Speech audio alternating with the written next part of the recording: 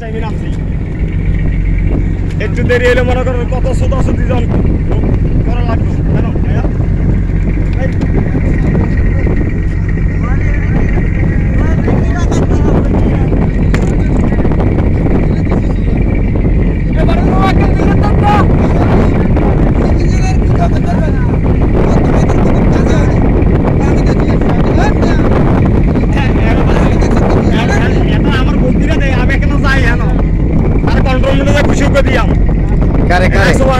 engineer